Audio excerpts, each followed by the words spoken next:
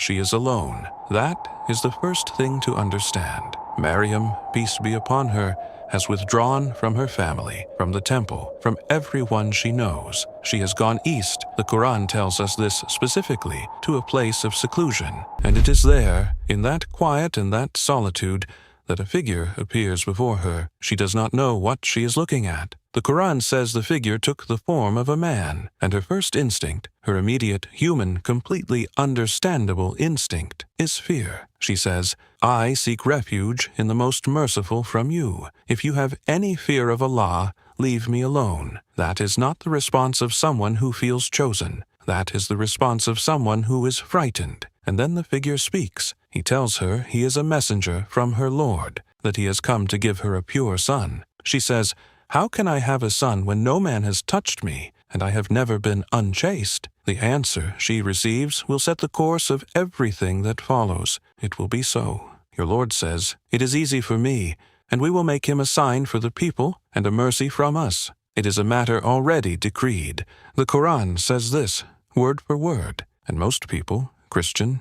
secular, curious, have never read it. That is what this video is about. But to understand what happens next, you need to know who this woman is. Maryam, peace be upon her, does not appear in the Quran without introduction. She has a story before the story. Her mother, the wife of Imran, dedicated her unborn child to the service of Allah before she was even born. When Maryam, peace be upon her, arrived, and her mother realized she had given birth to a girl, she was momentarily surprised. She had expected a boy, but Allah had a different plan, and that plan, the Quran makes clear, was greater than anything she had imagined. Maryam, peace be upon her, grew up in the temple under the care of the prophet Zachariah, peace be upon him. And here is something that almost nobody outside of Islamic scholarship knows. Every time Zachariah, peace be upon him, entered her chamber, he found food that had not been brought by any human hand. He asked her where it came from. She told him,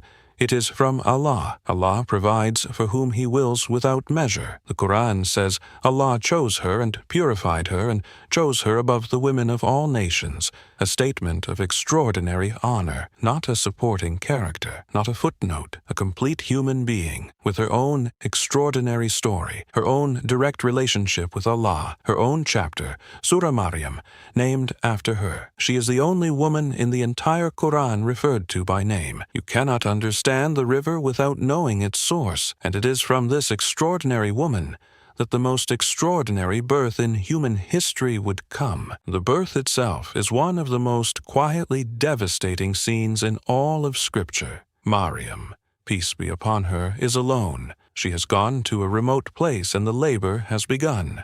The Quran does not skip over this. It does not sanitize it. It says she came to the trunk of a palm tree and said, "I wish I had died before this and was something completely forgotten." That is a woman in pain, real pain, physical, emotional, and social, because she knows what is coming. She knows what her people will say when she returns carrying a child with no father, but a voice reaches her. From below her or beside her, the scholars differ on this. A voice tells her not to grieve, that her Lord has placed a stream beneath her, that she should shake the trunk of the palm tree and fresh dates will fall, that she should eat and drink and be at peace. She returns to her people carrying the infant Isa, peace be upon him, and they say exactly what she feared they would say. They accuse her. They invoke the name of her father, a righteous man. They invoke the name of her mother. They cannot believe what they are seeing. And Maryam, peace be upon her, does something that the Quran presents as an act of complete and total trust in Allah. She says nothing. She simply points to the child. Her people say, "How can we speak to someone who is still an infant in the cradle?" And then the infant speaks. This is the moment. This is the detail that should stop you cold. The infant Isa, peace be upon him, newborn, in his mother's arms, in front of a crowd of people who are accusing his mother of the worst thing they can imagine, opens his mouth and speaks in full, complete, theologically precise sentences. He says, "I am the servant of Allah. He has given me the scripture and made me a prophet. He has made me blessed wherever I am and has enjoined upon me prayer and charity as long as I live. And he has made me dutiful to my mother and has not made me a wretched tyrant. Peace is upon me the day I was born, the day I will die, and the day I will be raised alive. Read that again. A newborn infant, those words, that theology, that precision. This is how the Quran introduces Isa, peace be upon him, to the world, not with a genealogy, not with a title, but with his own voice, declaring himself a servant of Allah, declaring his prophethood, declaring his humanity, declaring peace upon himself at birth, at death, and at resurrection. Most people know that the virgin birth appears in the Quran. Almost nobody knows about the cradle speech, and the cradle speech changes everything about how you understand who this figure is in Islamic theology. But the cradle was only the beginning. Isa, peace be upon him, grows up. He receives revelation. He is sent to the children of Israel with a message and with miracles, and the miracles the Quran describes are extraordinary. Here is what most people never realize. The Quran does not give Isa, peace be upon him, 1 or 2 miracles as footnotes. It gives him a complete portfolio of signs, each one more astonishing than the last. And every single one is framed with the same 4 words, by the permission of Allah. That phrase is not decorative. It is theological. It is the Quran making a precise and deliberate statement every single time a miracle is described. The power does not originate with Isa, peace be upon him. It passes through him. The source is always, only entirely Allah. So what are the miracles? He fashions the shape of a bird from clay. He breathes into it, and it becomes a living bird and flies away. By the permission of Allah, He heals those born blind, not people who lost their sight, people who never had it. He restores what was never there. By the permission of Allah, He heals lepers. He raises the dead. He tells people what they have eaten and what they have stored in their homes, knowledge they gave to no one, knowledge that came to Him from somewhere they cannot explain. And then there's the scene that almost nobody outside of Islamic scholarship has ever heard of. The disciples of Isa, peace be upon him, the Quran calls them Al-Hawariyun, the helpers, the pure ones, come to him with a request. They want a sign, not just any sign. They want a table spread with food sent down from heaven, a meal from Allah Himself, proof, physical and edible, that they are truly connected to something divine. Isa, peace be upon him, warns them. He tells them to be careful what they ask for, because if this table comes and they disbelieve after seeing it,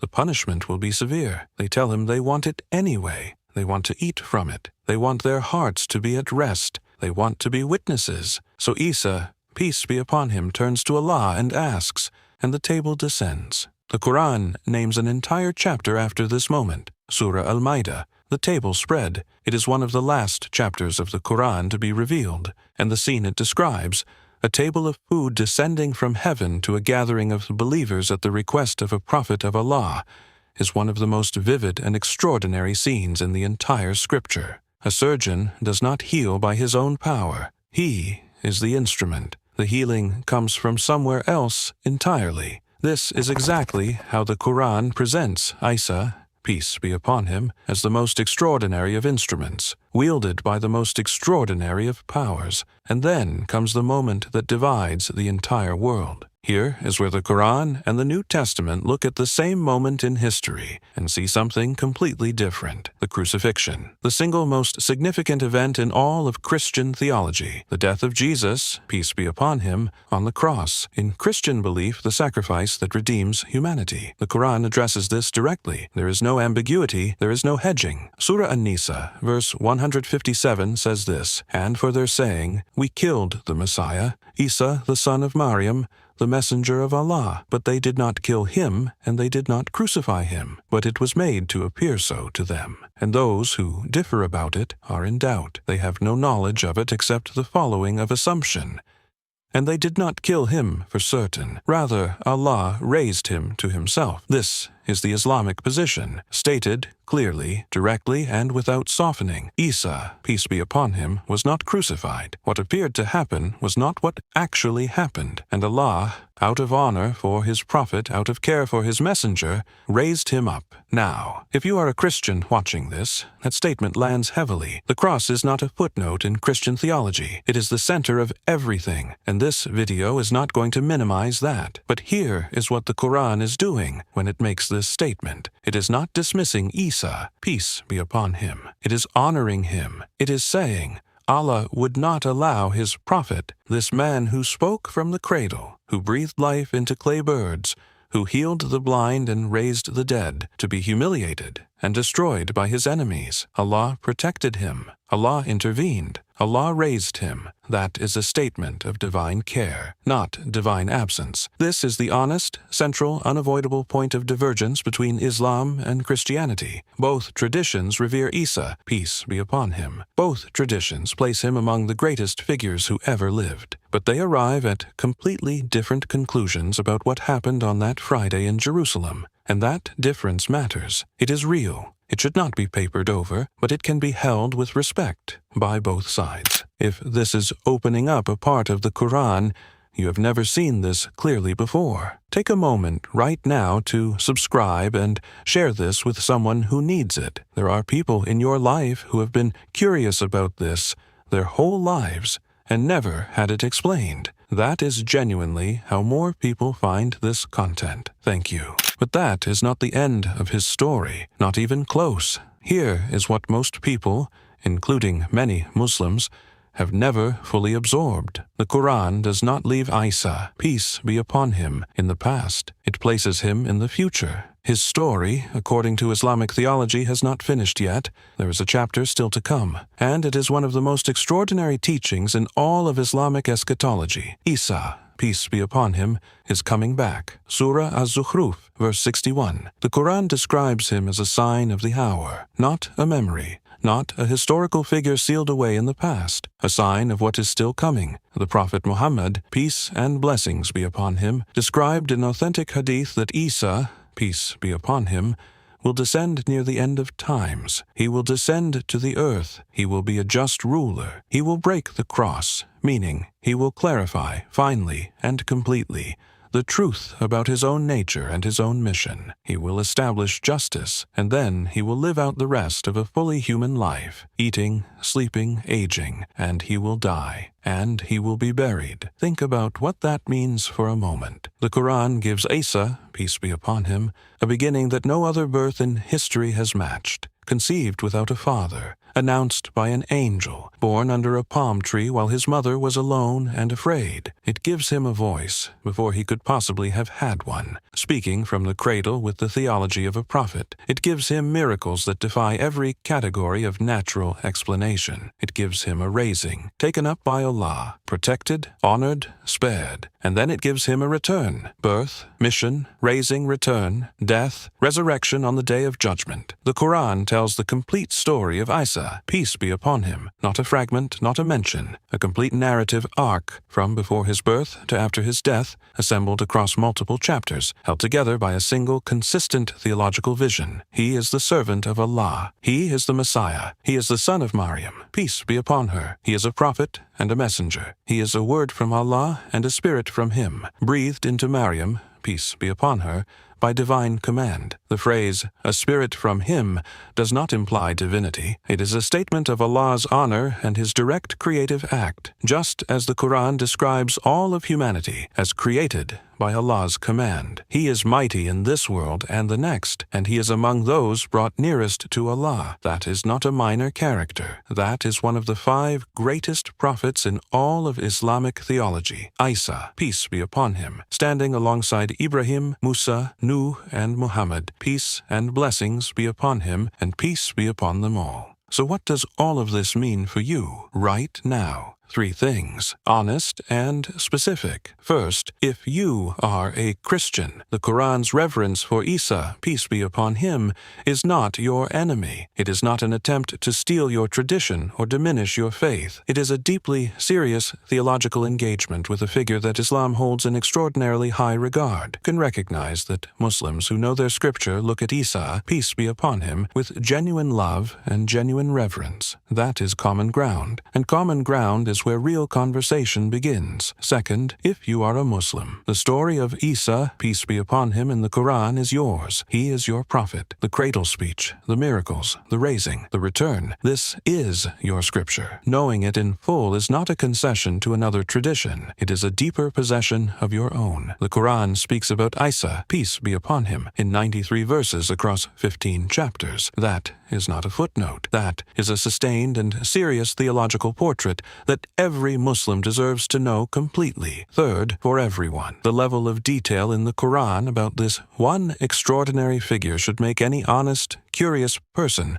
want to read it for themselves, to see what is actually there. Because what is actually there is far more than most people on any side of any tradition have ever been told. A woman alone under a palm tree, a newborn speaking from the cradle, a bird of clay lifted into the sky, a table descended from heaven, a raising, a return still to come. The Quran's account of Isa, peace be upon him, is not a footnote borrowed from another tradition. It is a complete, coherent, deeply considered portrait of one of the greatest human beings who ever lived, told with reverence, precision, and a kind of quiet awe that rewards every careful reader. Whatever tradition you come from, whatever you believe about who he was and what his life means, the Quran asks you to look at him clearly, to see the full story, to sit with the detail and the depth, and let it do what good scripture has always done: open something in you that was not open before. If this opened something up for you, the biggest thing you can do is subscribe,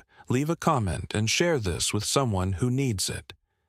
That is genuinely how more people find this content. Please keep us in your prayers. God bless you.